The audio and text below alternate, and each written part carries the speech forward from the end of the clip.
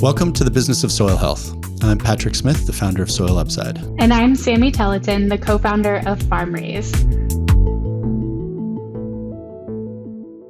Welcome, Zach, to the Business of Soil Health podcast. We are so excited to have you on today's show. What most people know about you is that you're a rancher who recently served as the administrator at the USDA Farm Service Agency. We're curious to know, though, how would you introduce yourself and what perspectives are you excited to bring to the table today? That's a great question. It's good to see you both. I would introduce myself first and foremost as a member of the Cheyenne River Sioux tribe, the child of Wayne and Regina Ducheneaux and one of the siblings there, one who has the good fortune to have had a chance to manage the family ranch, a child of the farm financial crisis, which has really informed a lot of the work I've done in my professional life, and a dedicated believer in civil service and doing something for a greater good. Wow. And now Lala to Butte. Lala is Lakota for grandfather. Butte's my grandson. Oh, how old is Butte? Butte is 2.5 years old now. Wow. That's amazing. Yeah. Well, and, in that, there are so many perspectives you represent. One of them is that, as you said, you have a very unique view of the agricultural finance and credit landscape from practitioner experience as a rancher, but then also directing organizations like the FSA, the Intertribal Agriculture Council, and serving on the board of Akiptan. What, as you think about your view of the landscape, what stands out to you about today's agricultural credit landscape?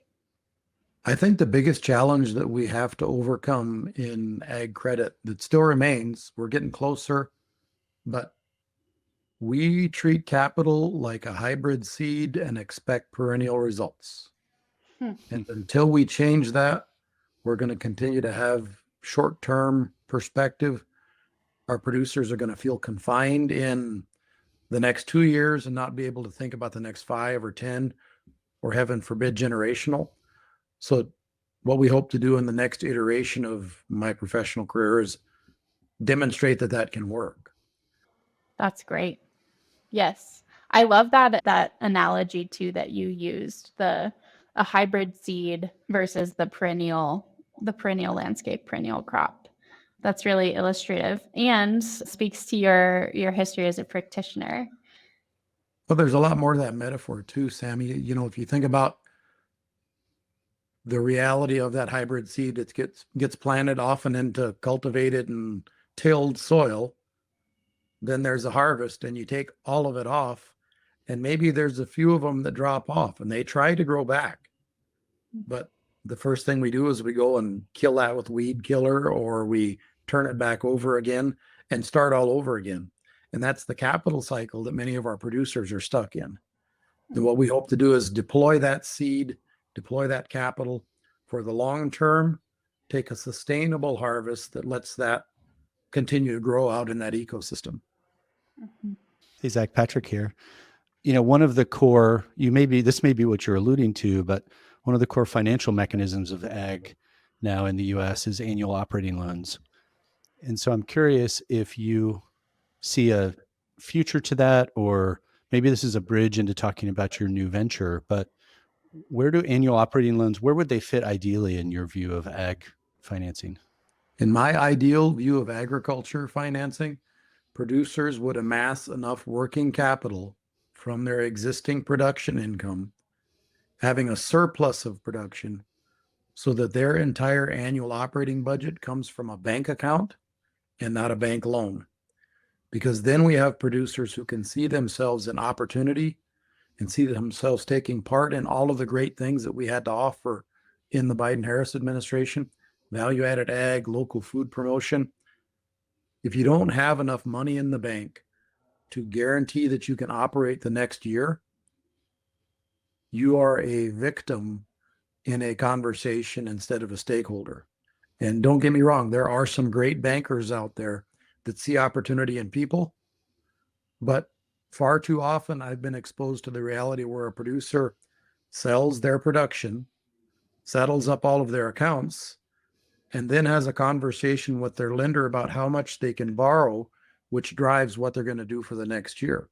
Up to and including a couple of bankers who have told producers I know, I see you put $800 a month in here for family living for your groceries.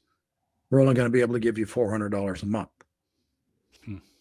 And Wow. when you take even that most basic need to feed your family away from a producer and put it in someone else's hands, it's no wonder that farmer and rancher stress and suicide is one of the highest in any profession in the country. So we really hope to shift that paradigm and structure production capital so that producers retain more production income in their control, so they have autonomy and agency at the end of the year to make decisions about how they're going to approach their operation.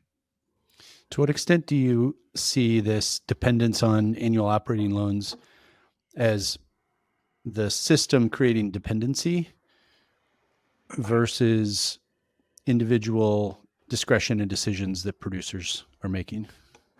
I've really tried to be measured in my approach to this, because another of my occupations at one point or another is aspiring horseman, and that's one that maybe someday will be my career. But in our approach to horsemanship here, we ascribe to three fundamental tenets. One is awareness. First, you got to be aware. You have to understand how you are, where you are, how you're feeling about things that day. And then you have to have empathy for whatever you're interacting with. And coming to that, presumably you're a leader in that conversation, or at least have a desired outcome. You have to be willing to adjust your presentation to affect the outcome you want. So I learned quite a while ago that cussing all bankers probably wasn't an effective tool, but there's some that I'm still really happy to cuss about. But the point I'm trying to get at is there are pressures on lenders that keep them in this framework of finance that we exist in that I think needs to be changed. They can't typically lend longer than they have access to the money. So if you've got a bank with a 3 to 5 year CD, it's going to be challenging for them to go longer than that unless they've got a sufficient mass of those loans or those CDs that they can deploy out the front door. So there are tensions on lenders that keep them short and short-term focused.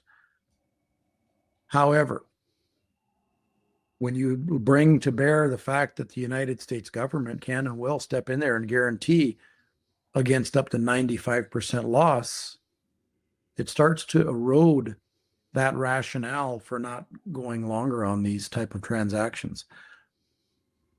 When we think about other pressures on lenders, we hear prudent, reasonable lending standards. Oftentimes that means to a lender that your asset class has to match the tenure of your deployment of the capital. So an annual operating note has to be secured by only that year's production. The term note has to be secured by the production assets, the real estate by real estate. What happens though is typically that production capital and that long-term real estate capital is structured so short that it puts undue burden on the producer, and they can't make production income stretch across all of those. So then all three of them get cross-collateralized, and then you're a bad year away from losing the whole thing. If your lender decides, well, your liquidity, your equity isn't enough security for me, I'm worried about cash flow, so I'm getting out. That's the paradigm that we're trying to shift, and what we're going to do with Fifth C as we change the terms of finance to better benefit producers. We're going to take that longer perspective, and we're going to hope that producers are able to amass that production income that turns them into a depositor in a local bank, so that we're starting that relationship off on a different foot. The reality for a lot of the producers that have an FSA loan or an FSA guaranteed loan is their only conversations with banks are, how much can I borrow? Hmm. What will you let me leverage my assets against? And they don't get to shop. They end up being a price taker on even the capital that they have a chance to use. So we're out to advance the case that ag done in a truly capitalistic mindset can be profitable for everybody in the value chain. That's the goal. That's very powerful. Can you tell us more about the fifth C? What does it stand for? Where did that come from? So the fifth C came to me here a few weeks ago as I was getting ready to do a LinkedIn post about some of the work we had done at the agency, and I suppose some cathartic typing, because I'd still rather that we were there, because I think we were really on to some damn good things, but the voters chose a different way. But I was contemplating the reality of a couple producers that I came to be familiar with late in my tenure there at the Farm Service Agency. Both family men, producer families, I should say, because I don't want to discount the role that the wives and the children have in these. So two producer families, both had an opportunity to buy the first forever ranch, first forever farm. Pillars of the community. Impeccable character. And one producer had the good fortune of having a network of technical assistance providers they could tap into, a dogged farm advocate that took them to a couple of different lenders and finally found the right fit. They're raising their 3 daughters on their new ranch today. The other producer didn't have that same network, couldn't find that lender that could extend them the terms that they needed in order to do that. And that producer now is working off the farm, doesn't own a farm, raising his family in that way. And all that was lacking was courage on the part of a lender for him to be on a ranch. And that's when I decided this company is going to be called Fifth C, and we're going to bring courage to these transactions that matches that of the producers, because both of these producers were willing to put their livelihood and the future of their families on the line to do this. And the 4 C's of credit failed them. We've got capital, capacity, collateral, and character. Character didn't count for a goddamn thing. And that really frustrates me. That's one of the myths that I hope to unpack in this work, is that those 4 C's can really matter if you're using the terms that you offer to help producers mitigate risk. The cost of capital is probably not what undoes producers. It's the clawback of capital that you've borrowed. Can you say the first 4 C's again, briefly? There's 2 different versions, Sammy. So there's one where it's 4 C's of credit, and that's the ones that I grew up with that frankly upset me. That's capacity, capital, collateral, and character. And we're going to bring courage. What strikes me about this, and you can tell me, how you think about this, but the first 4 seem to be things that lenders look for the farm operation to bring to the table. Mm-hmm. And I think what's so powerful about what you're saying with the 5th C, one of the most powerful things about it, with courage, it's the lender's contribution, right? And I think the way I'm trying to characterize that is those producers all bring that to the table every day. Right. And the lender needs to match them on that and bring some courage of their own to the tables. Yeah, exactly. We gotta make sure that folks aren't simply interested in trying to generate a profit while mitigating all of their risk. That risk should be borne equally across the entire ecosystem. That's powerful.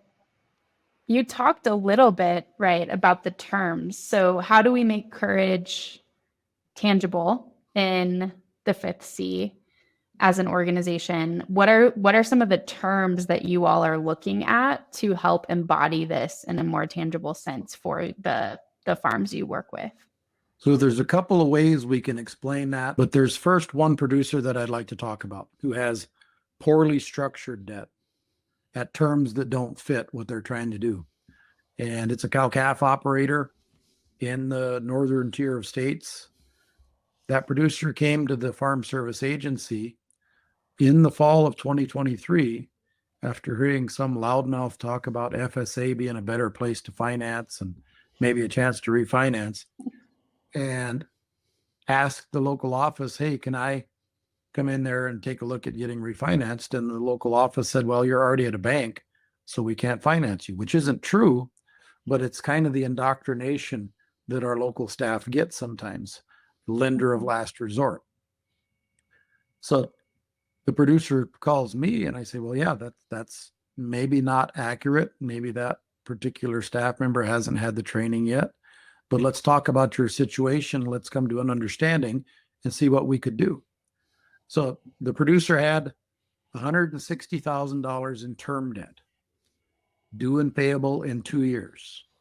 So $80,000 in term debt due in 23, 80,000 due in 24, plus interest.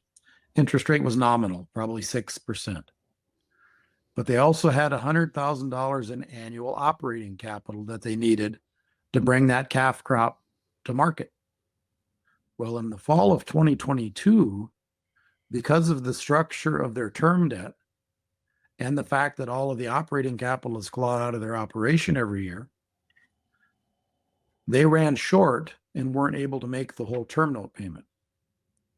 So the lender said, let's just advance that against the operating note on 23, and we'll work that out in the fall. Well, they did work it out in the fall.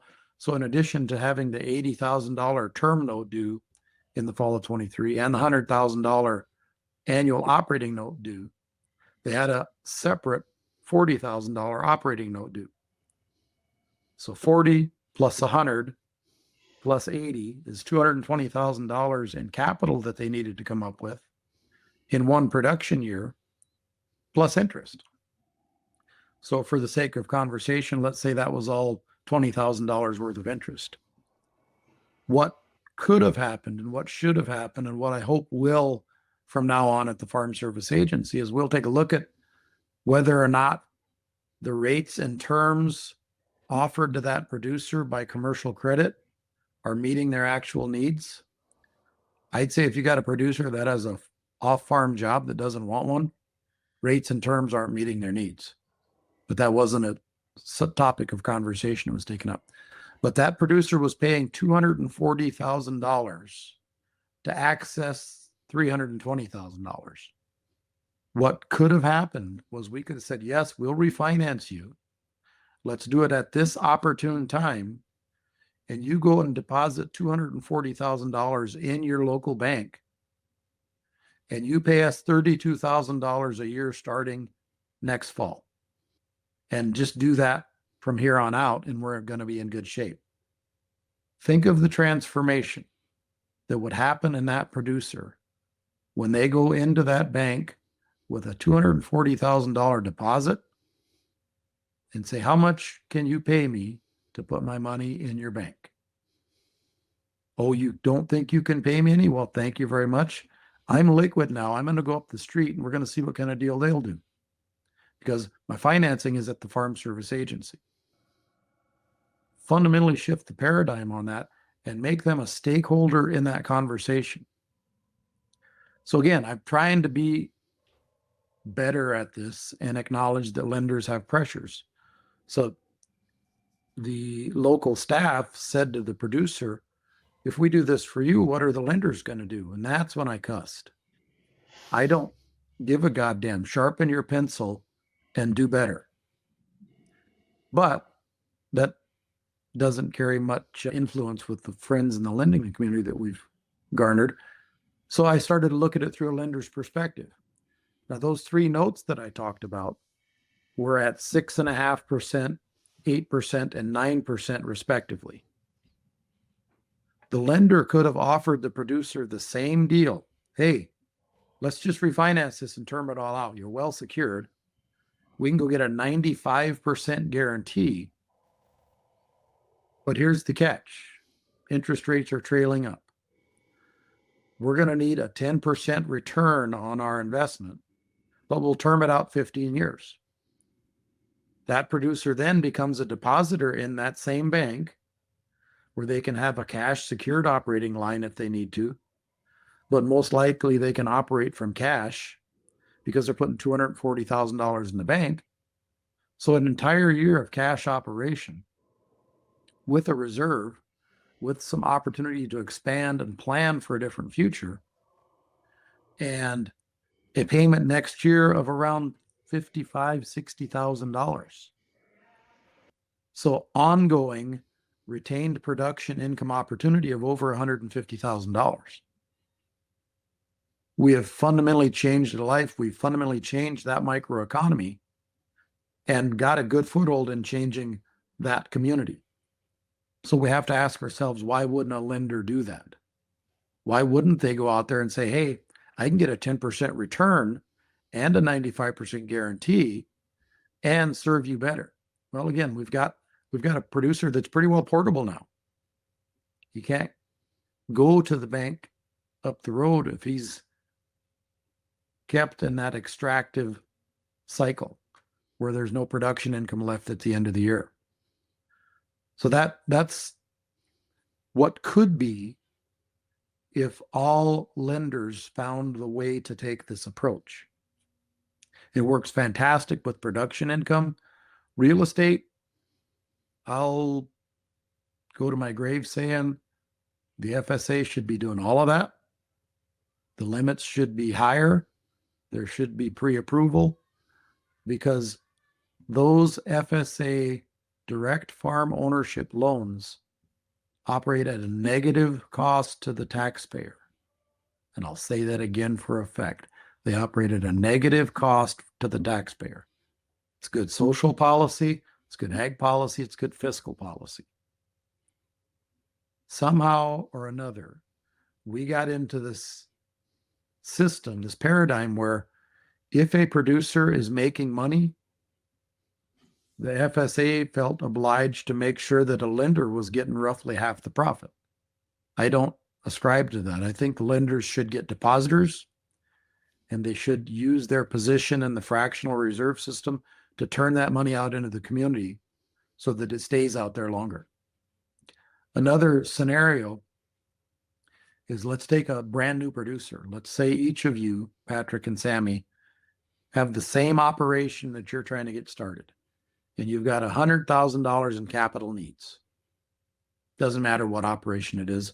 You're going to need some production capital to buy assets. You're going to need some operating capital to get through that first production year. $100,000. Patrick, let's say that you've got a angel investor that says, I'm going to just give you this loan for 5 years for 0% interest. You know, that's a damn good deal. It is a good deal. Hopefully you got someone like that in your network. I don't know many of them, but for the I hope sake, so too. for the sake of the point we're trying to make here, let's say that your payment's $20,000 a year for 5 years on a $100,000 business. Sammy says, well, Zach, what terms are you offering, Zach? well, so 5 years, 0%. That's your deal. The term that I'm offering Sammy is, I'm going to give you $100,000. You pay me a 10% return on my investment for as long as you have my money. Keep it out there, keep it cycling through your economy, let it go through your balance sheet. Now, in the first 5 years, you're going to have to come up with $100,000. In the first 5 years, Sammy's going to have access to another $50,000 for her operation. She's going to be better off than you, but the notion that we're going to run up against as we try to market this to producers is this sense that paying interest is always bad. So this leads me to the first transaction that we did with FSA. We closed on this about a week ago. I've got a niece who wanted to get back into cattle after having an FSA youth loan. Here on the ranch, we kept every heifer last year because it's in better hands than it's ever been when I was running it. So there was some heifers there for her to buy. In January, when I was getting closer to the exit from the agency, I put all of my TSP into cash, my thrift savings plan, my federal retirement. And you don't amass a whole hell of a lot as a lifelong rancher, public servant, civil servant, federal employee. But such as it was, I put it all in cash because I was worried about what the stock market was going to do. I decided that I'm going to put my money where my mouth is. I cashed out my TSP. I paid the 20% to the IRS, and I invested $30,000 with this young lady under the terms that we talked about offering to Sammy. You pay me 10% every year for every dollar that you have of mine, and keep it and grow it. So to her credit, and I think this is the sentiment you'll get with a lot of producers, she said, well, calf prices are really good. What if I have a good year next year and I want to pay you back some of it? And I said, good God, don't do that. I need my retirement out there performing. But let's say for the sake of argument, TC, in your $30,000 operation, you have $5,000 extra next year and you want to pay me back. I would first ask you, and I would push you on this, if you use that $5,000 to try to make yourself some money, can you make more than the $500 it's going to save you? That's a conversation that our lenders could be having with producers when it comes time to settle up if they're making their interest payment. Some of our good producers and our good bankers do that. They have a tough year. They say, hey, pay the interest, let it ride. We'll pick you up next year. So in that conversation, TC kind of scratched her head and said, well, yeah, but I bet I can. You know, maybe she's doing day work for another ranch where she can have another few cows.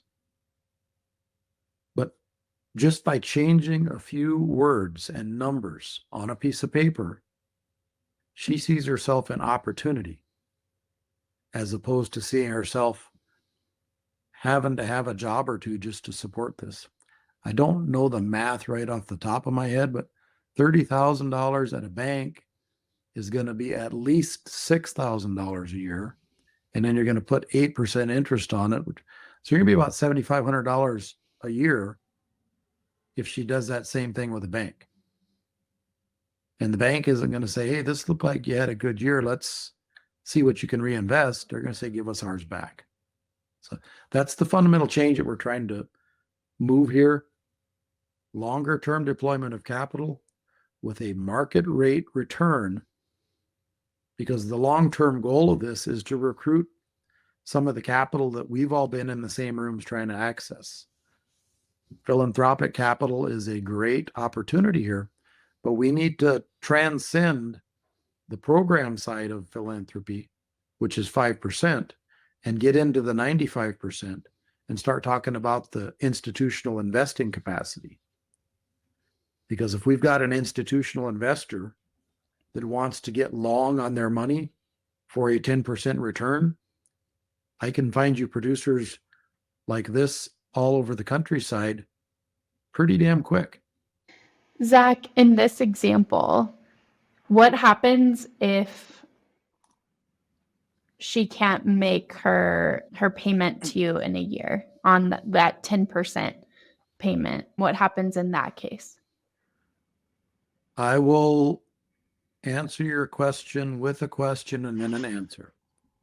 What happens if she can't pay a bank? And what has the bank done to mitigate the cost to her operation? We've set a very achievable goal of 10% production to make that payment. If she can't make that payment, of course, all of these relationships should be built on great communication. That's a question that she asked as well. And I said, well, I hope if you see the writing on the wall in August next year, you call me and say, hey, we need to visit. I need to talk through some things with you. Have that real relational lending opportunity, finance opportunity. But what happens in reality, and I've been there myself, you see the writing on the wall in June or July, and you just know there's no way you're going to make ends meet. You don't look forward to that call from your banker in August and September and say, when do you want to come in and settle up and get ready for another year? Because you know you don't have enough. And you're carrying that stigma of failure in there with you. So I say that this particular style of finance does a lot more to mitigate that and keep that relationship good and pure than the former type of finance where, if you can't make a 10% payment on the money, you're sure in a heck not going to be able to make an amortized payment. And it bears drawing out here that in TC's transaction, we advanced her $400 a cow to get those cows to production as well. So in a lending scenario, she would owe not only the term note, but she would owe the entire operating note back every year. So much higher likelihood of challenges there. Kid like TC is going to make it, but at what expense? And if we can make it easier, if we can mitigate those production risks by the terms that we offer, still having the same security that we would have in a regular lending scenario, just makes sense to do it. Zach, there's a lot in what you just described with these various scenarios. I think one of the things that I'm hearing is the trap that term loans and annual operating loans put producers in. And somebody like you, who's smart about the system and how it works, designing a solution that works for producers as opposed to working for lenders. Mm-hmm. I was interested in your comment about the FSA essentially protecting lenders' interests as opposed to working for producers. I'm curious if you can expand on that and how the system is designed to work for sources of capital versus the borrowers. Yeah, so there's a real lot to unpack there, Patrick. So in FSA lending, prior to the passage of the Federal Credit Reform Act, where taxpayer dollars can be leveraged against loan dollars, you needed $1 of appropriation for every loan you made, for every $1 of loan you made. What the Federal Credit Reform Act does, loosely speaking, is only makes you pay for the loss. The loss is made up of the cost of capital, the markup, loan losses, and defaults, and other things. But by virtue of that, FSA is now able to take $55 or $60 million of appropriation, turn it into about $5.5 billion worth of direct and guaranteed lending. So it's a great leveraging opportunity. Prior to FCRA, if we were going to do $5 billion in lending, we needed a $5 billion appropriation. So lenders were an absolute essential partner, and it made sense for loan officers in those days to try to get people into commercial credit as much as they could, because they had a meager amount of loan opportunity at the agency. So they wanted to share it for the smallest and most vulnerable. That's not necessarily the paradigm we're in right now, but that's where that sentiment comes from, to protect the relationship with lenders, because you might need them and you might want to make a loan. And the only way you can do it is through a guarantee with a lender, because you've used up all your loan capital. So you have to understand the tension to understand the rationale there. Since the Federal Credit Reform Act, we're able to leverage capital better. So that's not such a big issue. And because of that leveraging opportunity, our loans typically have a negative subsidy rate, which means operate at a negative cost to the taxpayer. And that doesn't count the economic impact of $5.5 billion worth of loans out into the countryside in the form of tax revenue even. So, there's a whole lot to unpack there, but that's where that sentiment kind of comes from, Patrick. And I don't hold it against any of the loan officers that had to live through those days. This was back in the 80s, before the recovery in the 90s. So they knew they needed that lender because they weren't going to be able to make a loan that they wanted to make. That hasn't been our reality in the past few years. And to summarize, that's really helpful clarification. I really appreciate that.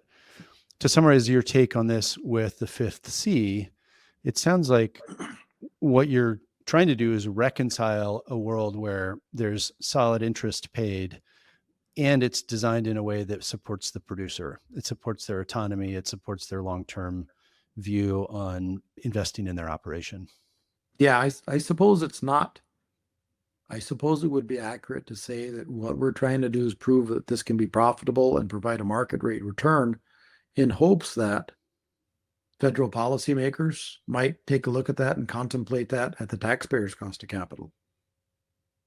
Because if we can do that at a 10% rate of return, imagine the economic engine that would be created if the federal government was doing the same type of terms for all small businesses out there in our rural communities at the taxpayer cost of capital, which is in the high fours right now.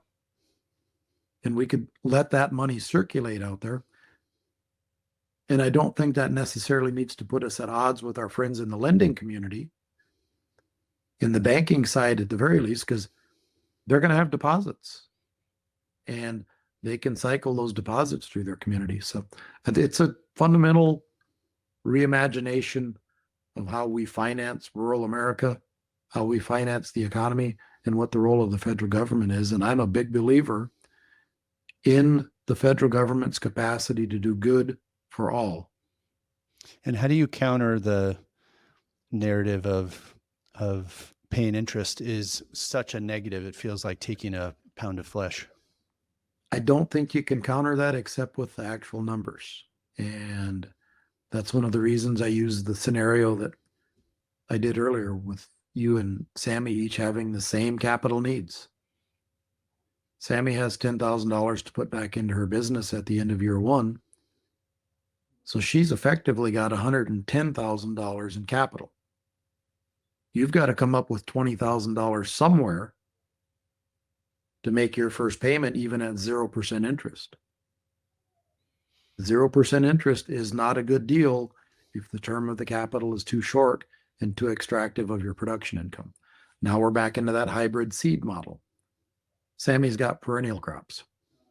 It's really a question of time frame and multiple on return. And yes, yeah. Yeah, I like this a lot. I think something that I'm reflecting on as you talk about the model, Zach, is the difference between like an equity investment and debt.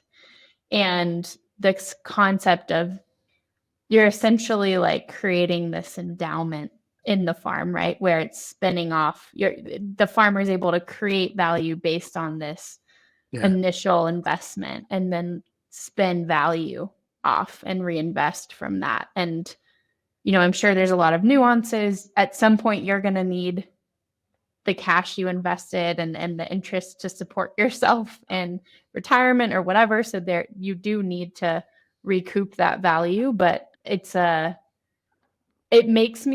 feels very like abundant and value creating rather than extractive. Yeah. The current system being extractive. I think to me, it's the essence of capitalism before Friedman screwed it all up. And when you think about the opportunity that presents itself, so the two ideal candidates for investing in Fifth C, and of course there's debt plays, there's equity plays, there's Series A and Series B investors, all of that stuff. Our job at Fifth C is going to be to manage that so we can make it feel comfortable to producers like you and Patrick. Because if you start talking about Series B investors to TC, she doesn't have any idea what that means. And frankly, she's got better things to do with her life than go to 3 years of graduate school figuring that out. So hopefully we can figure that out and bring the capital to the table.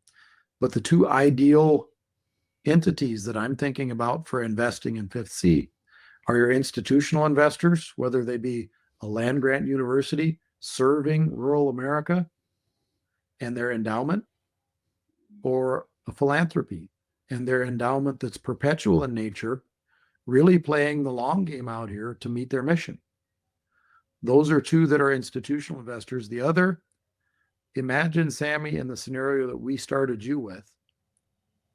You keep that $100,000, you keep it in play for 25 years.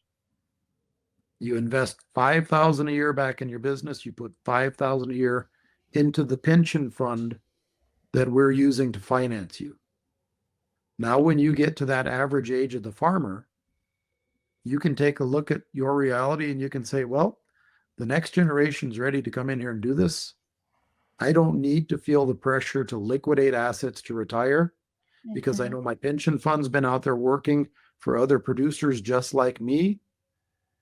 I can comfortably step away and hand this off. Now your next generation is interested in the farm again. Maybe you took $1,000 of that $10,000 surplus and put it in an education fund for your kids. And when they go to school, they say, man, that farming, that ranching, that operation paid for my school. I can't wait to come over here and learn and take what I learned back to help the farm.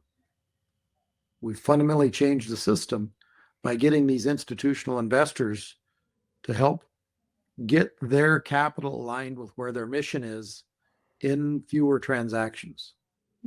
Wow. So are you seeing the principal repayment being an indefinite term? The way I had a chance to talk to several investors about this so far, and they say, well, what's our exit strategy? And the flippant answer is you're probably going to get fired if you try to cash out a 10% returning asset. But of course, we need to think about that because they need liquidity in their principal as well. So we would have to price that differently. And we would have to have a critical mass of funding in the middle so that we can make sure that we don't have to price it extractively to a producer. So if you're an investor and you want to be in for 8 years instead of 15, we might only be able to guarantee you 6.5%. Instead of the 8% we can our long money. Because we're only going to need about 2% to administer this once we get everything put in place. And I think we can get more efficient than that because one of the things that we're doing that's unique and different, and I should give a shout out to my friends that are out there innovating in this space, Mad Ag, Farmers Business Network, Steward Capital, Dirt Capital, all those folks are doing some pretty kick-ass stuff. Iroquois Valley.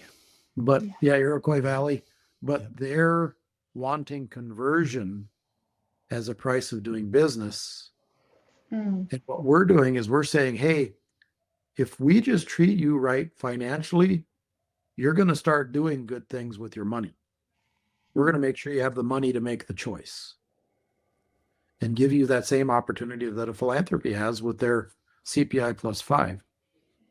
As we do that, today, I guarantee you there are bank loan committee meetings talking about restricting operating capital, managing their risk. Those producers are already underwritten. If we get the capital in the back end, we can partner with our banks and help offer those producers the terms they need to recover and flourish by settling up that bank debt. There's a tremendous opportunity here. And sometimes when life gives you lemons, you should rear back and throw those son of a bitches back. But sometimes it's good to make lemonade. And I think there's a chance here to help producers, lenders, policymakers, philanthropies, pension funds all realize there is some profitability to be had here as long as we don't get greedy. Yeah, I mean, one of the challenges, and I think you're alluding to it, but to try to state it really explicitly, is that the terms that you get for your capital is what you can pass through to your producers. Yeah. And, so many of the common fund structures are closed-end funds, a 10-year fund, where you have to return the principal within a given period of time. Yeah. And so how are you thinking? And, institutional capital is notoriously not very creative about the vehicles that they invest in. So how are you going about creating a vehicle for your investors to participate in this on a long-term basis?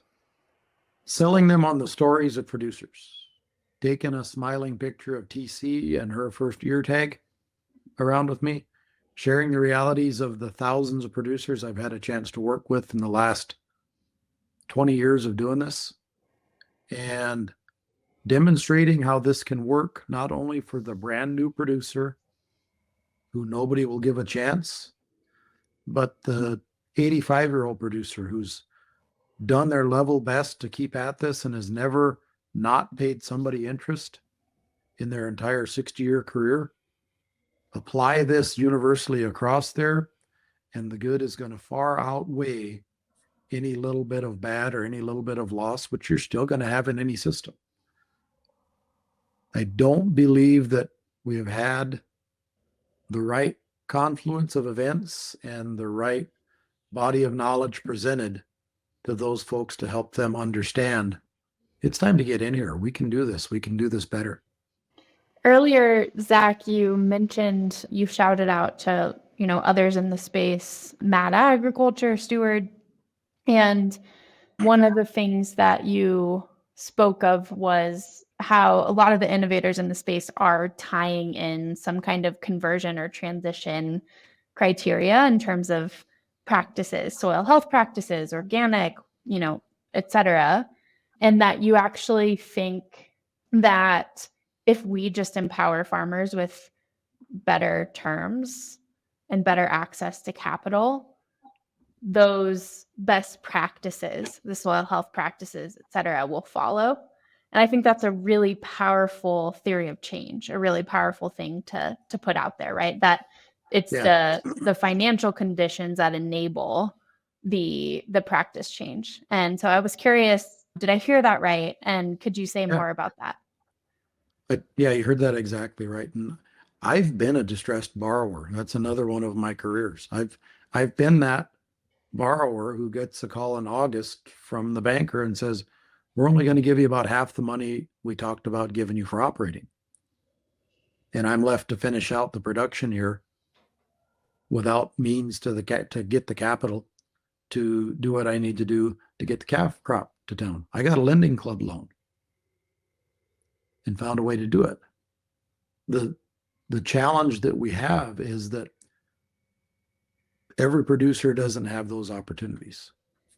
And if we can structure this in a way that we keep production income on that farm, that producer is going to be able to get out of that scarcity mindset and flip over into that abundance mindset.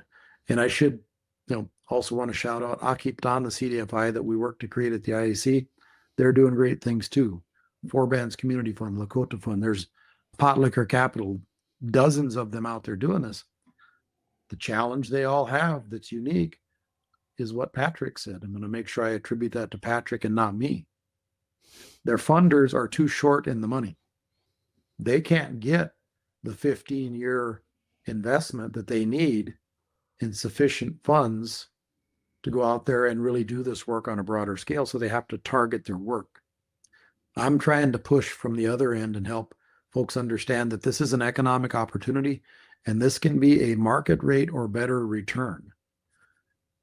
In the past, I've had a chance to serve on the board of directors for the Northwest Area Foundation of Family Philanthropy up here in the Twin Cities, and was invited after hanging around long enough, listening in, to sit on the investment committee. And I learned that our target was CPI plus 5. That may get to be a pretty high number given what we're up against now, but over the last 35, 40 years, it's been 7.5%. CPI plus 5 is 7.5%. That allows a philanthropy with a perpetual endowment to maintain their level of giving to their mission. When I do math, the 10% rate of return that I was offering you, Sammy, is 2.5% more than what a philanthropy needs to maintain their level of giving. So they could be investing their money in a way that the work that their investment is doing is also serving their mission, but generating their philanthropic capital as well. So I think that's a perspective that we haven't fully considered until now, and with philanthropies struggling right now to try to find a way to backfill the federal government reneging on all of those contracts and obligations and firing highly talented public servants. Maybe now's the time to have that conversation about investing in this instead of having it happen out of the charitable side of the house. Mhm. Absolutely. So just to draw a fine point on this, I think what I'm hearing you say is that the ideal investor in your fund is foundation's PRI or MRI, the program related investment or mission related investment, versus a standard sort of institutional capital source. Yes, and I think there's room for the institutional folks in here too. But we have to take a look at what the pressures are that are driving their decision making. And, you know, as I was given a presentation the other day, they really coached on me to not put this forward as investment advice because I'm not a registered investment advisor. But I can tell you this, if I had more capital of my own, it would be in this. Go back to TC's situation for a little bit.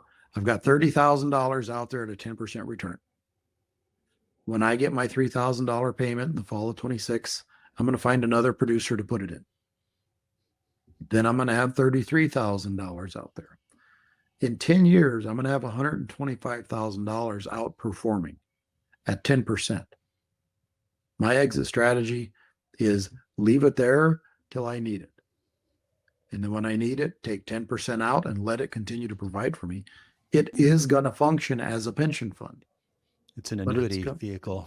Yeah, it's going to vest a hell of a lot quicker than having to devote first having to time travel to a time when we did pensions, but having to devote a whole career's worth of work to having it vest. You know, it's a good return on an investment. If I had more of my own, I'd put it out there. It sounds like the goal is not necessarily to ever have to recoup your investment. It's that you can benefit from the spin-offs, those annual payments, and that should be good. And of course you can call the capital if you need to, but it's not necessarily that you are planning or need to get the full cash you've deposited back. Yeah, I think the way I frame that, Sammy, is we are sharing in the returns on that investment with the business we're investing in. Mm-hmm. And again, you know, if I was an investment officer at a philanthropy and we had a year over year 10% return on something, and I said, I think I'm going to take this back this year and we're going to go through all the due diligence and we're going to pay someone 1.25% to go out and manage it and see if we can do that again. That decision right there might be my exit strategy. They might fire my ass. You know, that's, you know, the due diligence is done. If it's performing, as long as we don't get greedy, this can work for everybody. Yeah. Can you talk a little bit about controls you have in place to keep producers from being over leveraged in this scenario? So let's unpack over leveraged. What's a natural outcome of being over leveraged? You might not have enough money to make ends meet at the end of the year. You might have degrading assets. Your security might lose value. In a scenario where you're able to retain more production income and not have the capital extracted at a rate you can't sustain, you're better equipped to deal with leveraging than in the conventional system. It's the same security. Yep, go ahead. I guess what I'm asking is, are there any restrictions on producers taking out additional loans beyond what you're offering? Because I could see a world where, you know, they take out your loan and then they add term loans and then they add operating loans on top of that and they get back into the same position and your investment is at risk. Well, and this is a interesting point because as we were having this conversation at the agency, I'd share with my daughter Kelsey some of the sentiment that we would hear, and many of our old guard loan officers would come forward to something like that. How do we know you're not just going to go buy a brand new pickup or something with that money? And I thought, I really got to find a way to answer that better, Kelsey, because I just said I believe in people more than you do. But she said, why don't you ask them why didn't they finance the damn pickup if the producer needed one? Once we get out of this scarcity mindset and the person learns, God, if I need a pickup or I need a backhoe to do some digging, or if I need a chicken tractor to start doing some birds, all I got to do is make sure that I'm paying my 10%, and I could probably go get more. But and it's human nature to look at other people through your lived reality. And how many people do you know that don't have to adopt some type of scarcity mindset? When I was told by my bank that I couldn't have the operating capital for the year, you damn right I went and got money somewhere else. But if they'd have given me the money, I'd have paid them the 13% I ended up paying Lending Club. But I didn't have a partner there. So we're really going back to what real relationship-based lending can be by bringing courage and character to the table from our perspective and believing in people. I really hear your commitment in this to access and autonomy for the producer. Absolutely. It's so clear, and you're staying true to those values with the model. Yeah, Sammy, I've worked around you and Jason Farm Race for a long time. Imagine if you'd had this kind of investment 6 years ago. Imagine the possibility. And another point that I like to bring out, and this will be a ag statistics quiz for each of you. See where you come out. Since 1970, what would you guess the average interest expense as a percentage of earned income for a farmer is? Just interest expense. 16% of every earned dollar goes to interest. And if you multiply that times the amount of loans outstanding today, 562 billion, I think, is the amount of loans that we've got in the countryside now. There's a lot of interest being paid. And that 16% doesn't even talk about the principal payback. So you're probably closer to 20, 21, 22% of all of your earned income is going towards debt service. And we're talking about doing it for 10% and leaving it out there and letting it ride and helping people grow their business. Man, we could talk, Zach, with you for a whole nother hour, I'm sure. Maybe we will record another episode. We'll see. We want to finish with some rapid fire questions. So I would be remiss. Ask a clarifying question? Of course. Are the questions going to be rapid fire, or do you insist that the answer be rapid? It's up to you. But yes, let's try to keep it short. Okay. In the interest of our listeners. So I would be remiss if I didn't ask you questions about what's happening in the current landscape, economic and agricultural landscape related to some of the federal policy moves. Can you talk a little bit about the impact on agricultural lending, and particularly on producers, of increasing interest rates on asset values, and how that impacts their leverage and operating solvency? Yes, but I don't accept the premise of your question that folks want a rapid fire answer to that. Fair enough. As interest rates increase, it naturally extracts more from the production operation.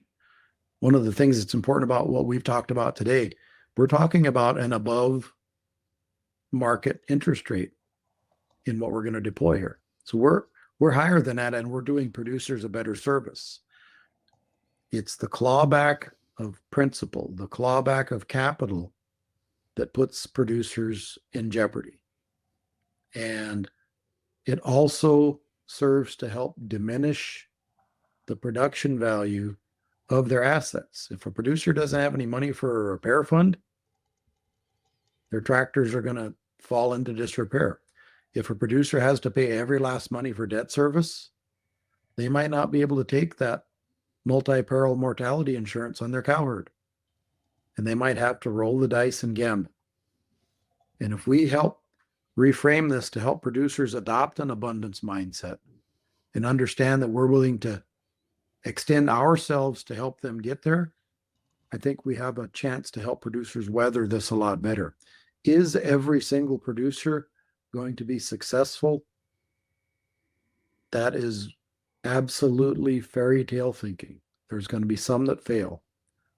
I will point out, though, that in the FSA, when we did a survey of 100,000 loans, 85% of those loans performed exactly as agreed.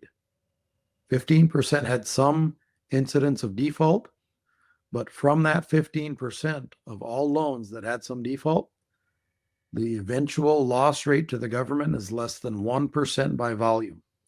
So in almost every case, we're able to work it out to keep the producer out there on the farm. What if we started with better terms to start with? Maybe we would avoid all of them. There's a chance. We haven't tried it. Let's give it a whirl. To what extent do you think, just broadly, outside of the model that you're advocating for at Fifth C, to what extent do you think the increase of interest rates and the pressure on asset value puts producers at risk right now? I think there are other things that are probably going to put producers at greater risk. I think I don't see I'll put on my armchair economist hat. I don't see a world where interest rates don't get reduced, given the turmoil that we're getting ready to see over these tariffs. The oil futures are falling through the floor. The stock market's down. At some point, the Federal Reserve is going to have to step in and say, hey, we need to stimulate this again. And if you look at what happened in the past, we had that in COVID. We had that back after the 2008 financial crisis. I had producers getting financed with FSA loans in 2011 at 1.125%. So I think that interest rates are not going to stay where they're at, and they're not going to continue to trend upward or kind of languish where they are. There's going to have to be some fiscal and monetary policy decisions to keep us from falling into a recession or depression. Well, if we have a follow-up, we'll see how your predictions pan out there. It does lead to my next question, though, which is tariffs. And can you talk about the implications on the ag economy of the tariffs that just were announced earlier this week? Everybody, including the people that are announcing the tariffs, are saying this is going to hurt for a while. Nobody disputing that it's going to hurt.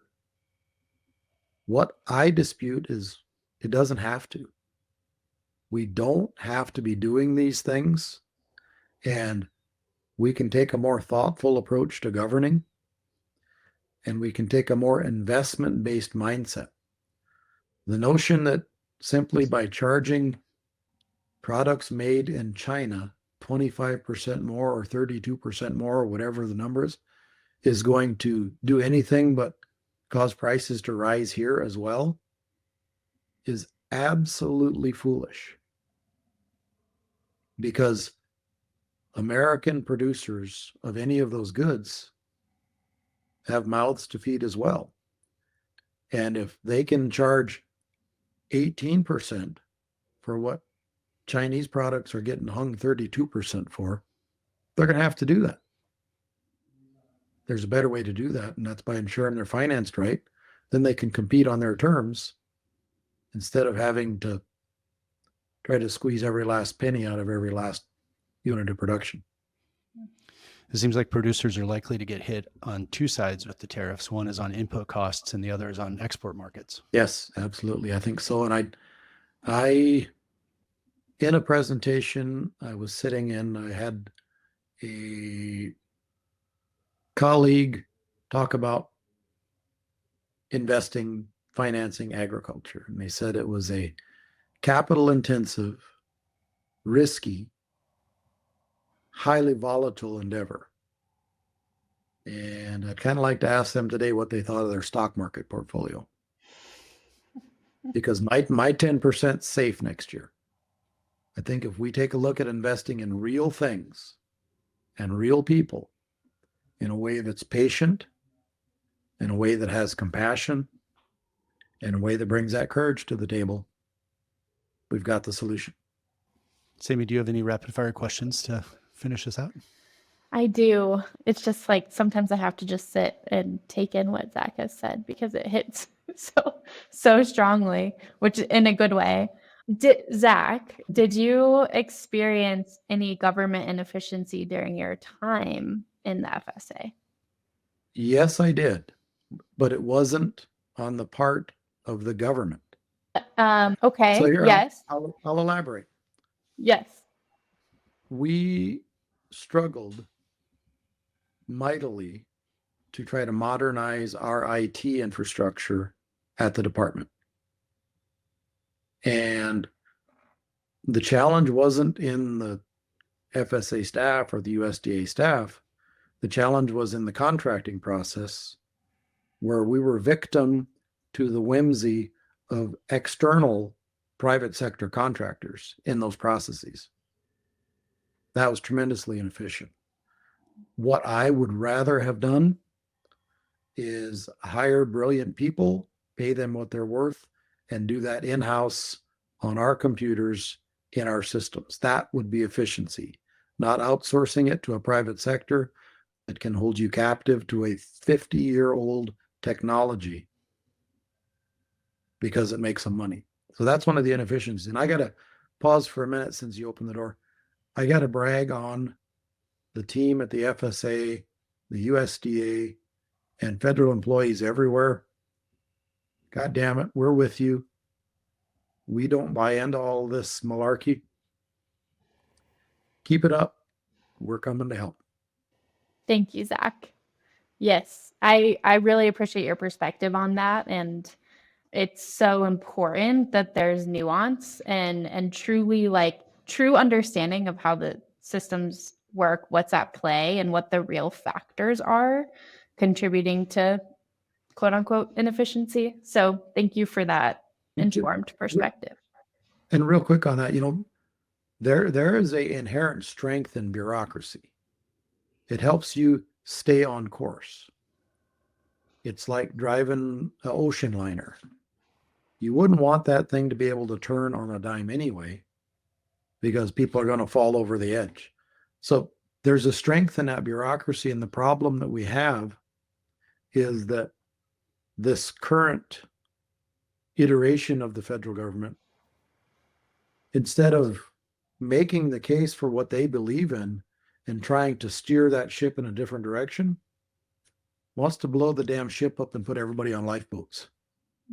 So there's a strength in that, and we need to lean into it, and we need to continue to support those federal employees who are doing top-notch work at a very affordable rate that they could be making twice that in the private sector, but they're committed to something greater than themselves. I think no matter what side of the aisle you're on, in ag, everybody that interacts with the federal government there's frustration associated with that. And it could be program requirements, CSP or EQIP or any of the, number of USDA programs, even FSA limits. I mean, I think they were probably frustrating to you when you were sitting in your administrator seat. Can you talk a little bit about, and I think that so many of us equate that frustration with inefficiency.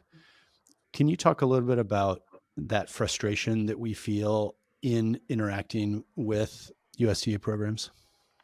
So I would say follow the money. I offer that most, if not all, government inefficiency is tied back to someone in the private sector trying to bog it down or impugn it so that they can profit by doing what the federal government should be doing. I will not cede the ground that the government shouldn't be doing these things and that the government can't be doing these better. When I was at the Farm Service Agency with a mighty staff of 10,000 people, we would deliver $30 to $35 billion worth of assistance a year. Our budget was $1.8 million. Look at other agencies in the department and see what they pay the private sector partners. Even the CBO or CRS thought that maybe insurance companies were making out a little too good. And then in addition to getting subsidized premiums, they're getting a direct payment from the USDA as well. I think that the federal government can do things as efficiently as any private corporation, and I will, give us a chance to prove it. Thank you. Zach, we have one more closing question for you before we wrap, which is an opportunity for you to share some thoughts with the audience. And so I'm curious if you could give the agricultural community one action item to ensure greater courage across the board, what would that be? I'd leave them with the same guidance that I offered folks in a LinkedIn post as I was going out the door. Drive around your local community. Take a look at all of that's going on. You have a part of that. You have a role in that. How much better could your role be if you had more production and your income in your pocket at the end of the year? What more would you do in your community? Would you have to drive by an empty school building to drop your kids off at the bus stop that's taking them to another district? Would you have a mom and pop grocery store in your community? Would you have a market for your product right there in your community? If we were able to structure this so that you could keep some production income in that community longer. We finally, after decades, staunched the flow of people from rural communities, and it ticked up just a little bit under the last administration. We have a chance to continue that, but if we're going to propound the benefits and values of rural America, we're going to have to put our money where our mouth is. Well said. Well, thank you so much, Zach, for being our guest today and sharing your unique perspective. You are doing incredible work that is so necessary, and I'm looking forward to following along your progress. Very good. I look forward to seeing what you all are doing too. Thank you very much for your time. Thanks so much, Zach. Thanks for listening to this episode of The Business of Soil Health. Our goal is to explore how new financial tools may or may not support producers' stewardship of their soil. We love hearing from listeners, so don't hesitate to reach out with any suggestions or guests you'd like for us to feature. And don't forget to subscribe or leave a review on your favorite podcast platform.